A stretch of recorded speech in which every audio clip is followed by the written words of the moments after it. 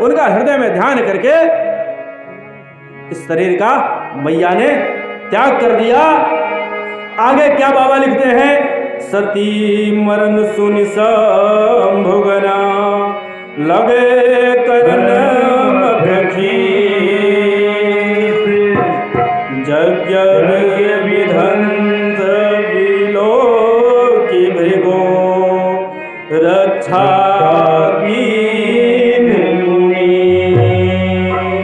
भगवान शंकर के जो गण थे, जो साथ में सती जी के गए थे, उन्होंने जब सती का त्याग देखा, अब वह आपे से बाहर हो गए भैया, वह लगे तांडव करने। अब उधर सती का शरीर त्याग हुआ, भगवान शिव के गण तांडव कर रहे हैं, और इधर यह समाचार भगवान शिव को मिला, समाचार सब सब कर पाए वीरभद्र करि कोप पठाए, वीरभद्र करि कोप पठाए। भैया समाचार जैसे शंकर जी को मिला, जटा का एक बाल तोड़े, भूमि पर पटके, और तुरंत उत्पन्न किए किसको, वीरभद्र। वीरभद्र जैसे प्रकट हुए, आदेशित किए जाओ, तुमको कार्य नहीं समझाना है। महाराज बाबा के मन में क्या स्थिति उत्पन्न होती है, सीधे कहते हैं कि जाओ और जाकर के जग का जो है विध्वंस कर दो। अब वीरभद्र जाकर के यज्ञ का विध्वंस कर देते हैं। महाराज यज्ञ विध्वंस होता है। कथा अब धीरे से आगे बढ़ती है। अब सती मरत हरि सन वर मांगा, जन्म जन्म शिव पद अनुरागा, तहि कारण हिम गिरि गृह जाए, जननी पार्वती तनु पाए, जननी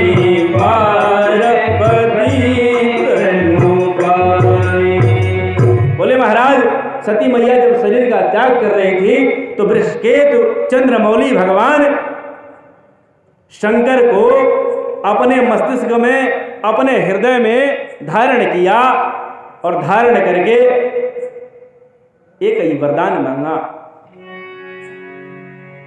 क्या भैया, हमको जो है जब भी मेरा जन्म हो, मैं कहीं भी अगर जन्म ले हूं तो भैया भगवान शंकर के चरणों में मेरा अनुराग हो, मेरी प्रीति हो, ऐसा अवर हमको दे।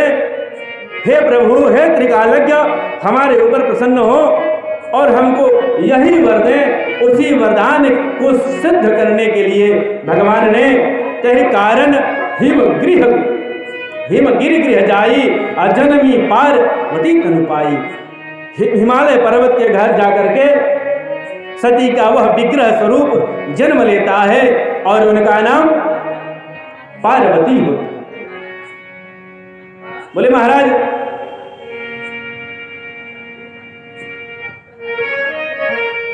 सती मैया का देह त्याग हो गया, इधर पार्वती जी का प्रादुर्भाव हो गया हिमांचल के घर में।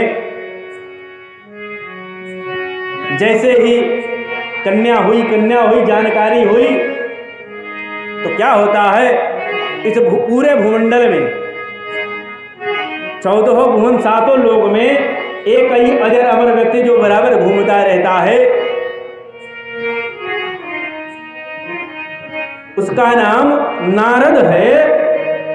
अगर ठेठ भाषा में कही जाए तो नारद, उनका नाम नारद है, अर्थात जिनकी कही हुई बात कभी रद्द न हो सके वह नारद है।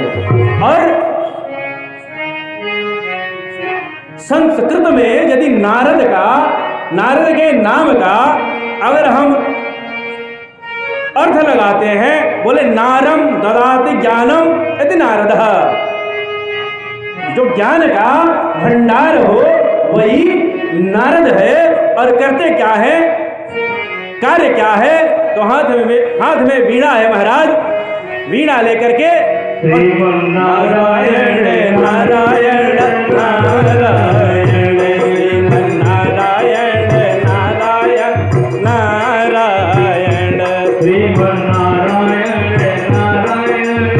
नारायण श्रीमन्नारायण नारायण नारायण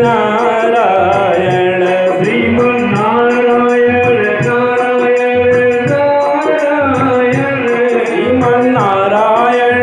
नारायण नारायण श्रीमन्नारायण नारायण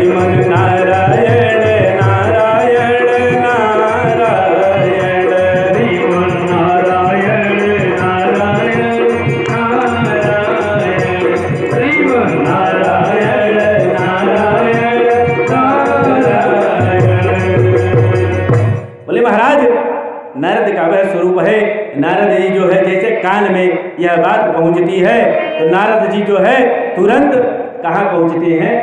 हिमालय जी के घर में पहुंच जाते हैं। बोले नारद समाचार सब पाए, कौतुक गिरि के हर्षि गाए। सरल राज बड़ आदर कीना, पद पधार पर आसन दीना। पद पधार आसन दीना। जैसे ही हिमालय के दरवाजे पर नारद जी का आगमन हुआ, पाद का प्रक्षालन किए, आसन दिए। अब महाराज नारद जी को कन्या दिखाई गई। नारद जी जब कन्या देखे तो महाराज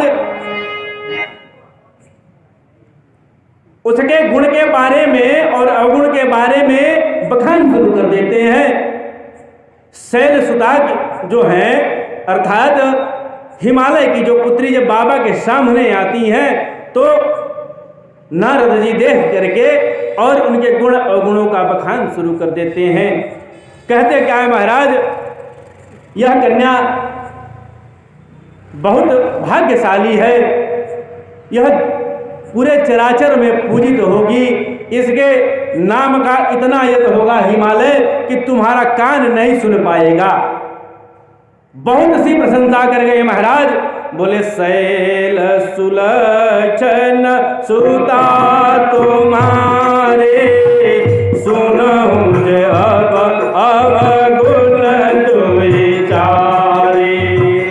सुनहु जे अब अवगुण दुविचारे।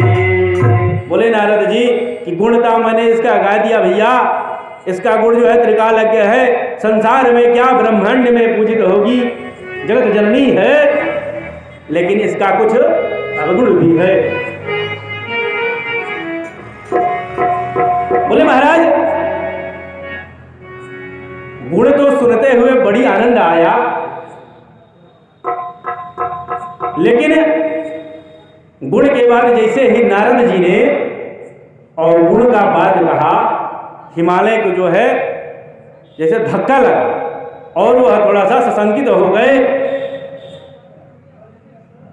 भैया घर में बालक अभी जन्म लेता है और कोई ब्राह्मण आकर के बता दे कि भैया इसका यह गुण है, तो गुण सुनने में तो बड़ा आनंद आता है, लेकिन यदि दोष बताता है उसका तब जो है बड़ी तकलीफ होती है।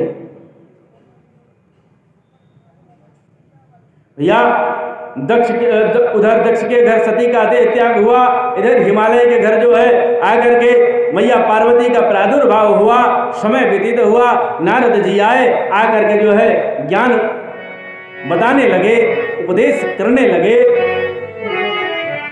गुणों का बखान कर दिया।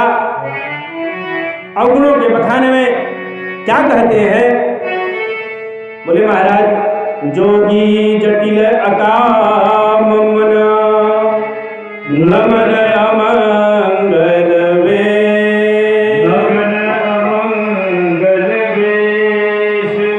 अस स्वामी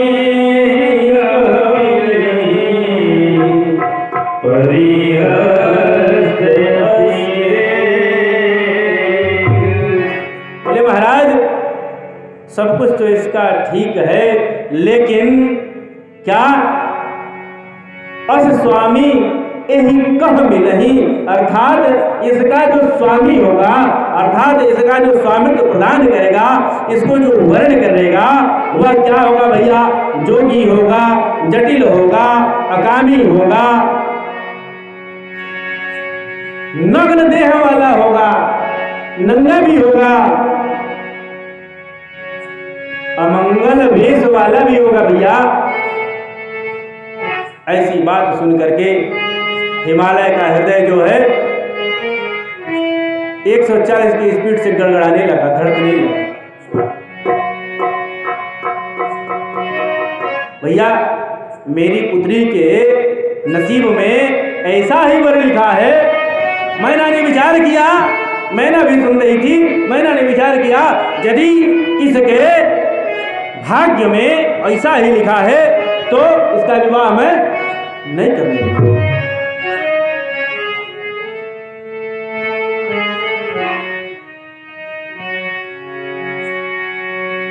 नारद जी वक्तव्य दे ही रहे हैं अपना।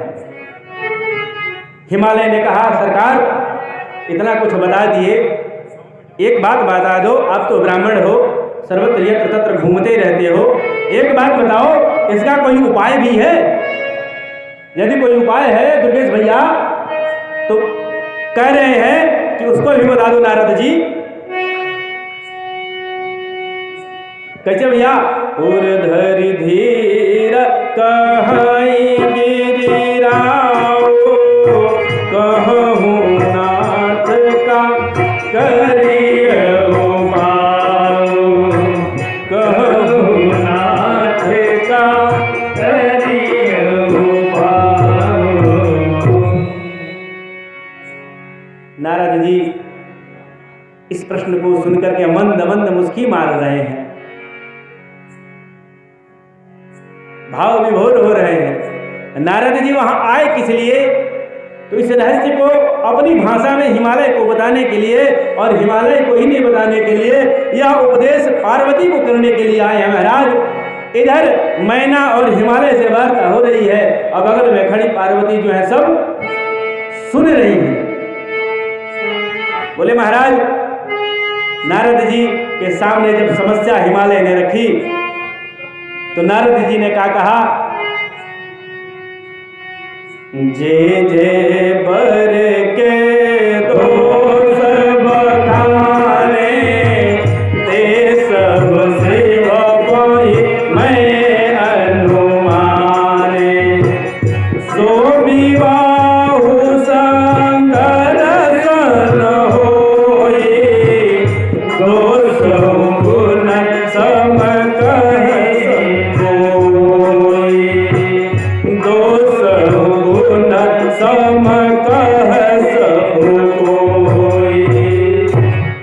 महाराज। जो मैंने बताया है इसके वर के बारे में कि ऐसा ऐसा होगा, वह सारा गुण कहाँ मिलता है? तो बाबा के यहाँ मिलता है। कैलाशवासी जो है, कैलाश पर्वत में जो दुनिया रमा रहा है, जो वैरागी है, उस वैरागी में यह गुण मिलता है। बाबा भोलेनाथ में यह गुण मिलता है। हे हिमालय तुम उन्हीं का वर्ण कर लो, पार्वती के लिए वही सबसे श्रेष्ठ वर होगा, या पूरा अवगुण जो है उन्हीं में मिलता है। बोले महाराज भगवान शिव से यदि विवाह हो जाएगा तो कोई तुम्हारे ऊपर कलंक भी नहीं रहेगा, क्योंकि वह त्रिकालज्ञ है, सर्वांतर्यामी है। बोले महाराज विचार करिए, एक यदि गंगा जल उठाया गया थोड़ा सा और गंगा जल में मदिरा बना लिया गया तो उस मदिरा को पीने से जो है कोई पवित्र नहीं हो सकता, लेकिन यदि मदिरा को गंगा की बहती प्रवाह में डाल दिया जाए तो गंगा दूषित नहीं हो सकती।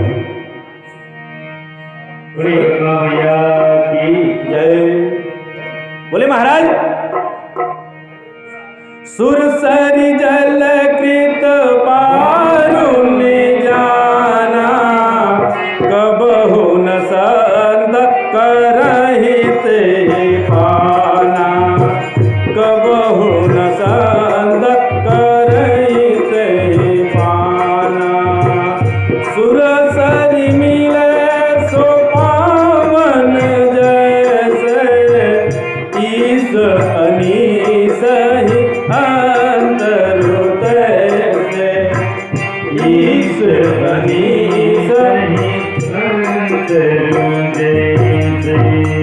बोले भैया नारद जी ने यह बात बता दिया। बता करके वहां से निकल गए। बगल में पार्वती जी सुन रही थी। मैना के आंखों में अश्रुपात हो रहा था। जब शंकर जी का चरित्र सुना तो जा करके थोड़ा हृदय को थाम के बैठी और अपनी पुत्री को हृदय से लगा लिया। और हृदय से ही नहीं लगाया भैया, हृदय से लगाई। पार्वती जी ने कहा बड़ी मधुरता से, मैया मैंने रात को स्वप्न देखा है, एक बाबा आया था और यही पूरा नारद जी वाला दृष्टांत सुना दिया। नारद जी का पूरा दृष्टांत